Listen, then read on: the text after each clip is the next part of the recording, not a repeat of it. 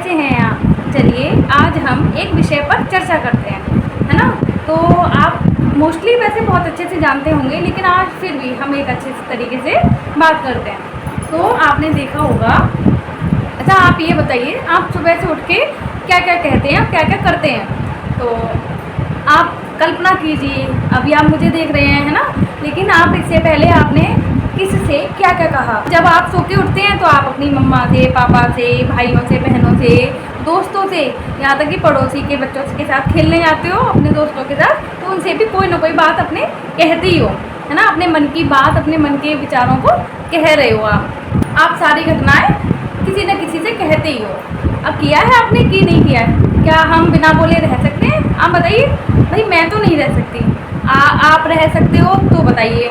वैसे जब हम किसी से अपनी अंदर की भावनाओं को कहते हैं दूसरों के सामने, दूसरों से, चाहे वो कोई भी पर्सन हो जिसके सामने हम अपनी बातें कह सकते हैं, है ना। तो ये जो हम कह रहे हैं, अपने अंदर की चीज़ें निकाल रहे हैं बाहर किसी के सामने, तो क्या है, अब ये किसके माध्यम से? कोई ना कोई तो जरिया है, हम इसको क्या कहेंगे, है ना। तो हम ये जो बोल रहे हैं, किसी से कुछ कह रहे हैं, अपने मन के भावनाओं को या विचारों को प्रकट कर रहे हैं, सामने किसी के जाहिर कर रहे हैं, रख रहे हैं, तो ये क्या है ना। हम दूसरी बात ये भी है कि हम अब वो किस तरीके से कह रहे हैं, किस माध्यम में कह रहे हैं, है ना। हम उसी में बोलते हैं जिसमें हमें समझ में आती है। हमारे यहाँ अधिकतर मदर टंग को यूज किया जाता है, चाहे वो कोई सा भी राज्य हो या कोई सा देश हो। हमारे यहाँ मोस्टली हिंदी बोली जाती है।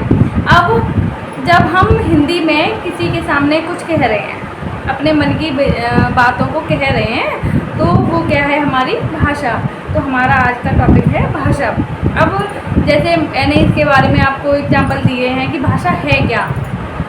भाषा एक ऐसा साधन है जो अपने मन के विचारों को और भावनाओं को प्रकट करने का रास्ता देता है, या हम कहें हम इसके द्वारा, भाषा के द्वारा हम अपने मन के विचारों को और भावनाओं को दूसरों के सामने प्रकट कर सकते हैं, है ना। अब चाहे वो हिंदी हो, इंग्लिश हो, पंजाबी हो, उर्दू हो, कोई सी भी हो, इससे कोई मतलब नहीं है, लेकिन हम अपनी बातें कह रहे हैं, कह पा रहे हैं। तो यह है क्या है, हमारी एक भाषा है।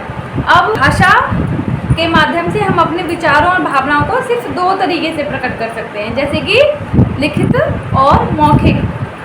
भाषा अर्थात लिखने का मतलब होता है, लिखित भाषा का मतलब होता है जब हम कोई भी बात लिखकर दूसरों के सामने प्रकट करते हैं, है ना।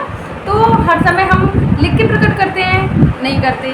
लेकिन कुछ ऐसी बातें होती हैं या कुछ ऐसा समय होता है जब हम अपनी बातों को सामने वाले के सामने लिखकर प्रकट करते हैं। या तो वो व्यक्ति सामने नहीं है, हमारे आसपास नहीं है, इसीलिए तो हम उसे लिखकर भेज रहे हैं, या फिर हमें एक साथ क्या है, बहुत से लोगों को बताना है ना, और वो हमारे सामने नहीं है, लेकिन हम फिर भी बताएंगे, तो हम क्या करेंगे, उसे लिख लेंगे, लिख के पब्लिश कर देंगे। जैसे कि न्यूज़पेपर समझ लीजिए, उसमें लिखे हुए होते हैं, उसमें शब्द होते हैं।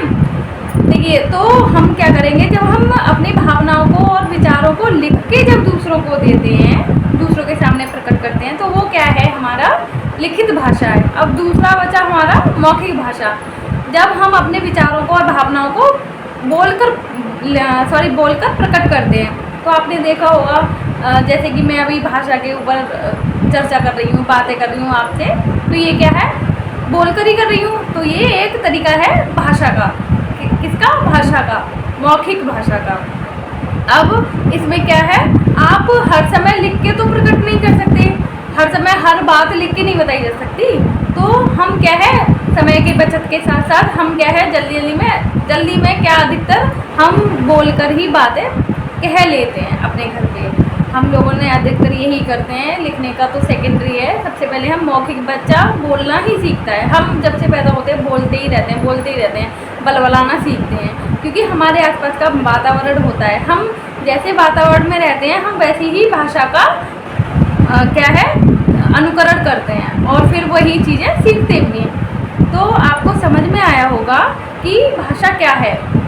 आई होप कि आप लोगों को समझ में आए। नहीं समझ में आया तो आप कमेंट करिए, हम फिर से इस टॉपिक पे चर्चा करेंगे, है ना। और आप हमारे साथ बने रहिए, जिससे कि हम हम सबका आपस में प्यार बना रहे। और हमें फॉलो करिए, हमारी वीडियो पसंद आए तो लाइक करिए और शेयर करिए। Thank you.